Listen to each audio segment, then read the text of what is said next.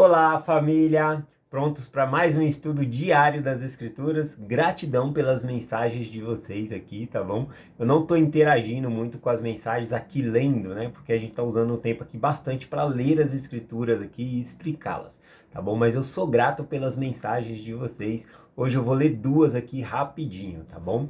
Uma delas aqui é da Rosilene Mota, né? Ela escreveu aqui: já chegando e deixando o like e chuvas de corações, gratidão. Isso é muito importante, você deixar um like, né, um coraçãozinho ali, é muito importante, que ajuda essa mensagem a chegar a outras pessoas, tá bom?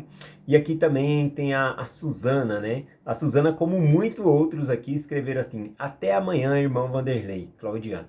Bom, então esse até amanhã significa um compromisso de que amanhã nós vamos estar aqui novamente estudando as escrituras juntos. Então eu amo esse até amanhã. O número de mensagens aqui no canal, não o número de visualização, mas o número de mensagens deu uma diminuída, né? Eu não tenho interagido no canal lendo essas mensagens. Talvez por conta disso tenha diminuído. Mas saiba que é muito importante você escrever um até amanhã, porque é o compromisso seu de estar aqui amanhã, de novo, estudando as escrituras comigo. Então, quando eu falo até amanhã, você levanta a mãozinha aí e dá tchau também até amanhã, para que você possa estar aqui comigo, tá bom? E o fato de você escrever uma mensagem, deixar um like, faz com que o YouTube entenda que é relevante essa mensagem e ele vai compartilhar para outras pessoas. Então isso é equivalente a compartilhar o evangelho com outras pessoas, tá bom? Então não deixem de deixar uma mensagem simples aí, até amanhã, um joinha, né, um like, né, como é chamado, tá bom? E gratidão pelas mensagens de vocês. Vamos lá para o estudo de hoje aqui. Hoje a gente vai estudar aqui 8 versículos apenas, tá bom? Nós vamos começar aqui no capítulo 4, os dois versículos que faltou no capítulo 4, que é o versículo 16 e 17, e aí a gente vai entrar no capítulo 5 e vai até o versículo 6 aqui, tá bom? Explicando alguns desses versículos aqui. Então são 8 versículos da designação, mas tem outros versículos que eu trago para apoiar e para explicar as escrituras aqui, tá bom? Então, gratidão mais uma vez por todos nós estarmos aqui juntos estudando as escrituras. Vamos lá, o versículo 16 aqui, né? Eu tinha um outro comentário que eu ia comentar também, da Marli Vieira Alves, né? Que aqui no YouTube ela escreveu o comentário dela, mas ela fez um comentário lá no grupo do WhatsApp também, né? E eu tô parafraseando o que ela falou, né? Não decorei, mas ela falou sobre as guerras, né? Que embora o mundo, ontem a mensagem falou sobre Tiago perguntando por que tantas guerras, né? Qual é o motivo de tantas guerras? E ela compartilhou que embora possa ter muitas guerras, né? Nós podemos ter paz em nosso coração quando nós estamos com Deus. Eu achei isso muito lindo, né? Porque é o nome de Cristo, né? Shalom, é o Deus da paz, o príncipe da paz. Se nós temos o príncipe da paz conosco, mesmo que o mundo esteja em guerra, nós estaremos em paz com o Senhor e com a humanidade, tá bom? Então, gratidão pelo seu comentário, Marli Vieira Alves. Vamos lá aqui então, versículo 16, capítulo 4, versículo 16, diz assim: mas agora vos gloriaste em vossas presunções. Toda vanglória tal como essa é maligna. Então ele está falando do que veio o versículo anterior. Vangloriar-se, né, do que ele falou acima era maligno, é algo maligno. Aqui eles estavam se vangloriando, dizendo que nós vamos para tal cidade, nós vamos lucrar, vamos buscar somente a riqueza do mundo, né, e não buscar a Deus, né? Então, isso é uma vangloria aqui de maldade, como ele coloca aqui. O versículo aqui 17 diz: aquele, pois, que sabe fazer o bem e não o faz, comete pecado. Esse versículo é muito forte, né? Por quê? Porque mostra que pecado, normalmente quando a gente fala sobre pecado, a gente fala sobre fazer coisas erradas. E aqui não, aqui fala que pecado é deixar de fazer o que é certo. Isso se torna um pecado, né? Olha só esse versículo. Aquele, pois, que sabe fazer o bem e não o faz, comete pecado. Então é simples assim, né? O Tiago, ele é bem direto aqui, ele fala sobre isso. Tem outras escrituras que nos ajudam, né, a entender melhor essa escritura. Por exemplo, Lucas 12, versículo 47 diz: e o servo que sabe, né, a vontade do seu senhor e não se preparou, nem fez conforme a sua vontade, será castigado com muitos açoutes. Está falando sobre a segunda vinda de Cristo, né? E aquele que sabe fazer a vontade de Deus, mas não faz, vai ser castigado com muitos açoites. Os açoites aqui é simbólico, significa vai ser repreendido. O açoite vai ser a pessoa mesmo, sabendo o que poderia ter feito e não fez, né? Pecando ali contra o próprio conhecimento. Lá em 2 Nef, capítulo 9, versículo 27, também diz assim: ai daqueles que foi dado a lei, sim, que tem todos os mandamentos de Deus, como a nós, que os transgride e desperdiça os dias de sua aprovação, porque o seu estado é terrível. Então, saber fazer o bem, né? Saber fazer o bem e não fazer é pecado. Então, nós que conhecemos os mandamentos, buscamos a lei do Senhor, conhecemos, cabe a nós mais responsabilidade ainda de cumprir isso. Vamos lá então para o capítulo 5 aqui, tá bom? Do versículo 1 ao versículo 6. Vou dar uma introdução aqui, né? Então ele tinha dado, o próprio Tiago já tinha dado uma introdução, que saber fazer o bem e não fazer é pecado. Ter a condição de ajudar e não ajudar é pecado. Então aqui ele vai falar sobre os ricos, né? Aqui Tiago ele está em Jerusalém. Em Jerusalém, a gente sabe que teve uma grande fome. O apóstolo Paulo, inclusive, estava recolhendo ofertas, né, em Corinto e outras cidades estrangeiras para ajudar Jerusalém. Teve aquele profeta, se não me engano, Ágabo. Ele profetizou sobre essa fome, né? Essa fome também está escrita foi o imperador César Cláudio, alguma coisa assim. Fala sobre na literatura sobre essa fome também. É uma seca que houve e houve perda de mantimento. Agora imagina Tiago em Jerusalém, com muitos membros da igreja passando necessidade, muitos. E tendo os ricos que tinham condição de ajudar, mas não ajudavam. Né? Isso feriu bastante Tiago, né? Era algo bem coisa assim. Eu até posso dar uma introdução para nós, né? Na nossa própria ala, na nossa igreja, tá bom? Muitas pessoas são ajudadas e nós não ficamos sabendo, né? Elas procuram auxílio ali pelo presidente do Coro dos Elders, pela presidência da Socorro, junto com o bispo. E eles tentam ajudando ali essa família com necessidades que tem, né? De alimento, remédio, moradia. Então tem essa ajuda. Né? Então imagine igual Tiago, né? Tiago ele estava com muitos necessitados em Jerusalém e não estava recebendo recurso para cuidar dessas pessoas. Então é muito triste ver as pessoas sofrendo ali. E aí ele se sente muito mal porque os ricos que tinham condição não faziam. Né? Então ele dá essa introdução aqui, né? Aquele que sabe fazer o bem e não faz é pecado. Aquele que tem condição de ajudar e não ajuda é pecado. Né? Vamos colocar o seguinte cenário na nossa ala, né? Na nossa igreja. Por região, na sua ala. Né? Já pensou se todo o recurso que fosse usar fosse somente o da própria ala? Né? Imagine alguém que está precisando de uma moradia, que não conseguiu pagar o aluguel, né? Sei lá, R$ 1.200 o aluguel. Quantas pessoas na sua ala precisa jejuar para alcançar esse valor? Né? Então, na verdade, eu acredito que nós não somos autossuficientes em ajudar os nossos necessitados. Né? Como a oferta de jejum ela é um fundo geral da igreja, então vem a oferta dos Estados Unidos, de outros países que doam muito mais do que nós, né? E aí a gente acaba sendo beneficiados por conta dessa oferta para ajudar as pessoas, né? Mas é algo para se pensar, né? Tiago ele estava ali em Jerusalém e aqueles que podiam ajudar não ajudavam. E a oferta veio de fora, dos estrangeiros, tal como o exemplo que eu estou compartilhando aqui. Então que possamos realmente ajudar as pessoas. O Tiago aqui também, ele não está falando contra a riqueza.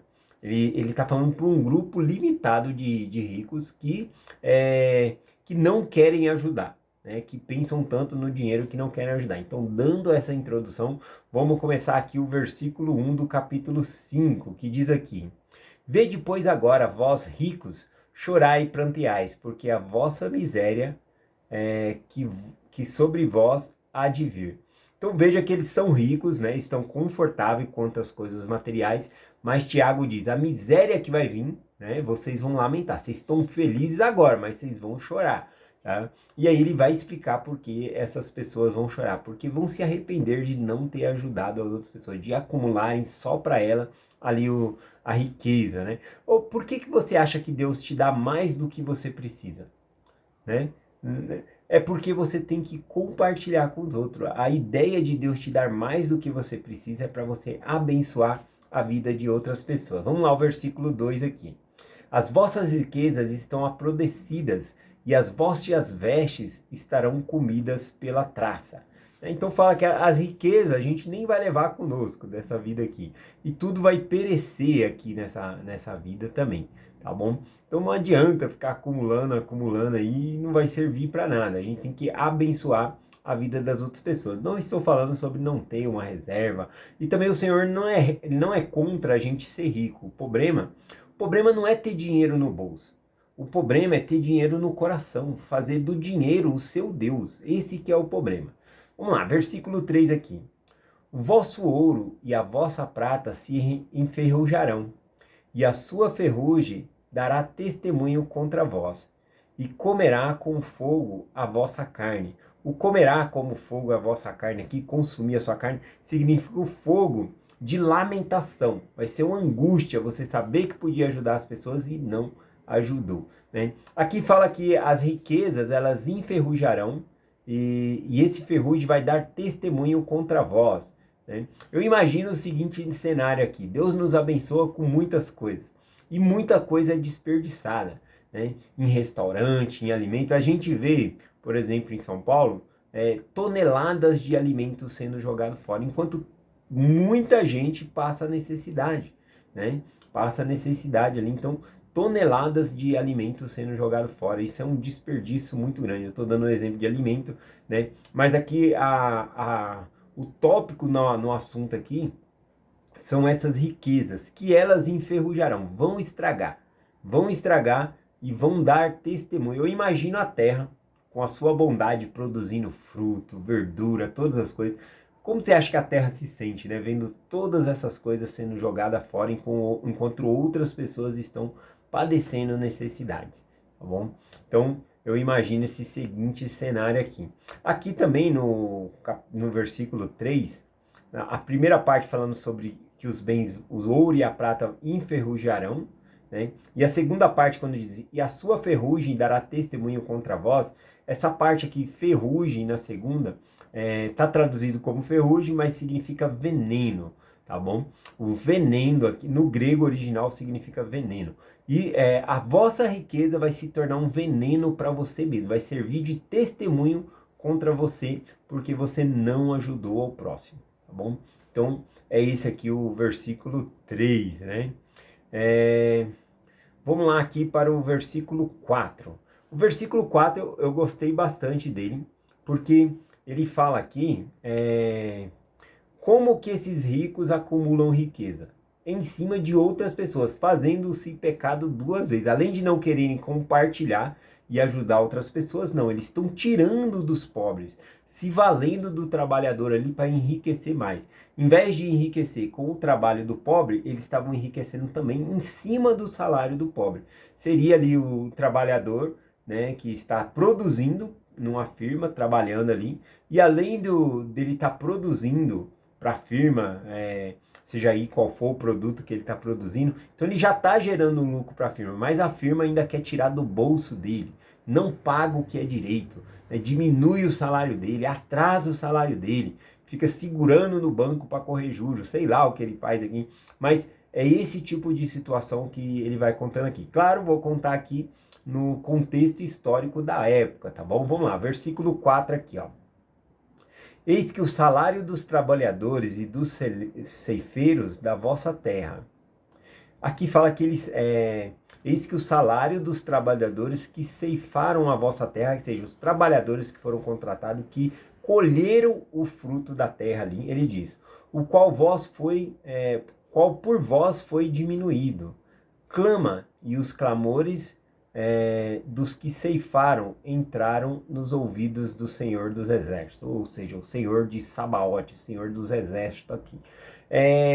Aqui então diz que ceifaram, além dos ceifeiros, né, os trabalhadores ceifarem a colheita por rico ali, né, ainda eles vão lá e ceifam aquilo que era do trabalhador, ainda tira o pedaço do salário, diminui o salário deles aqui para ganhar mais, tá bom? Então veja que além deles não dividirem com o outro, eles estão tirando dos pobres, dos trabalhadores. Então o Senhor é contra isso. E aqui diz que se esses trabalhadores clamam ao Senhor, Deus vai ouvir. Deus vai estar a favor dos pobres. Eu não sei vocês, né? Mas a gente tem muito assim um senso de sensibilidade, de sensibilizar por aquele que é mais vulnerável, né? Por exemplo, um adulto batendo uma criança é vulnerável, você vai se condoer pela criança, né? E aqui um rico tirando de um pobre, né? É naturalmente que você queira defender o pobre, que já está oprimido ali e está sendo tirado mais dele ali, ou sendo humilhado a pessoa só porque é humilde, sim. Então, a gente tende a isso. E o Senhor aqui também, ele fala que ele vai ouvir a oração deles. Ai dos ricos se os pobres começarem a orar, clamando por justiça aí por conta do que eles fazem a eles, tá bom? Então, vou ler aqui Deuteronômio, capítulo 22, vou ler o versículo 15 só, porque proíbe isso de o trabalhador trabalhar e só receber no outro dia, porque ele tinha que levar a comida para a mesa ali, então tinha que fazer o pagamento dele. Lá no versículo 15 de Deuteronômio 22 diz assim: no seu dia lhe pagarás o seu jornal. Jornal aqui significa dinheiro na Bíblia, né? Por quê? Porque a palavra jornal significa jornada de trabalho. Então ele trabalhou a jornada de trabalho, ele tem que receber. Quando que ele tem que receber? Diz o versículo: e o sol não se porá sobre isso. Quando diz que o sol não se porá sobre isso, é antes do pôr do sol, tinha que ter pago ali os trabalhadores. Não podia reter o salário deles para pagar no outro dia, tá bom? Porque aquele que ele estava ganhando era para ele levar o sustento para a família dele, não poderia fazer isso. Tem pessoas que atrasam o salário, não tem um compromisso ali com os funcionários, né? Isso é terrível, né? Ele continua dizendo aqui: portanto, o pobre e a sua alma se atém a isso, para que não clame contra ti ao Senhor, e haja em ti pecado. Olha aqui, novamente chamando a atenção que se esse oprimido clamar ao Senhor, o Senhor vai pesar a mão sobre esse rico, essa pessoa que está tirando ali do trabalhador. Tá bom? Vamos lá por último, versículo 5, né? Não é o último não, tem 2 versículos, falta aqui. Vamos lá. Versículo 5 diz assim, ó: regaladamente vivestes, e sobre a terra vos deleitaste.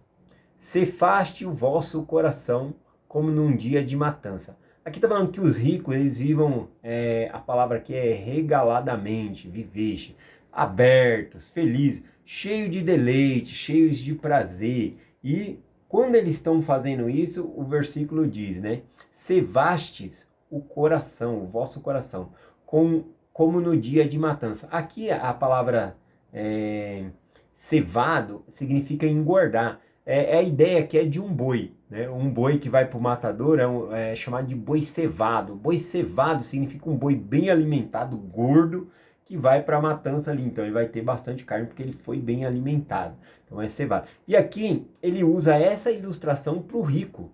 O rico está ceifando o seu coração, ou seja, fazendo ele ficar cevado, gordo, alimentando ele com os prazeres, né, com as coisas do mundo aqui que ele quer. Então ele está só alimentando, só engordando. Para quê? Para o dia do abate. Né? A morte espiritual vai vir para essa pessoa porque ela não ajudou o necessitado. Versículo 6, para finalizar, diz assim: condenaste e mataste o justo, e não vos resistiu. Aqui fala dos juízes, né, que por conta dos ricos favorecia os ricos, e aí tirava a causa dos pobres ali. Então o Senhor condena esse tipo de prática aqui também. Bom, o tempo está curto aqui já, mas eu gostaria de ler só mais um versículo aqui para nós, tá bom? Vamos aqui ler o versículo...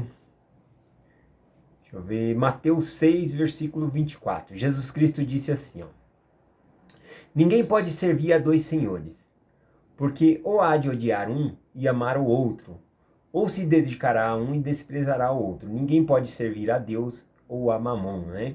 Mamon aqui é o mundanismo. A palavra mamon no grego aqui significa riqueza, dinheiro. Então ele está falando, ninguém pode servir ao dinheiro, né? Ele não está falando de ter o dinheiro, né? Ele está falando de servir ao dinheiro, né? Ninguém pode servir à riqueza e servir a Deus. São completamente coisas opostas aqui. Agora veja bem, né? O Senhor começa esse versículo dizendo: ninguém pode servir a 2 senhores. Jesus Cristo, ele não chamava ninguém de Senhor, né? A não ser o Pai Celestial, mas ele não chamou César de Senhor, ele não chamou Satanás de Senhor, mas o dinheiro aqui, Mamon, ele chama de Senhor, né? Porque o dinheiro é como se fosse um Deus no coração das pessoas. O dinheiro corrompe as pessoas ali de tal maneira, né? Tem um versículo aqui que diz assim, 1 Timóteo 6, versículo 10, porque o amor ao dinheiro é a raiz de todos os males, e que te aparecendo alguns se desviaram da fé e transpassaram a si com muitas dores. Ou seja, algumas pessoas que tiveram tanto amor ao dinheiro se transpassaram a si mesmo em busca de riquezas, machucaram a si mesmo, perderam a própria salvação buscando só as coisas desse mundo.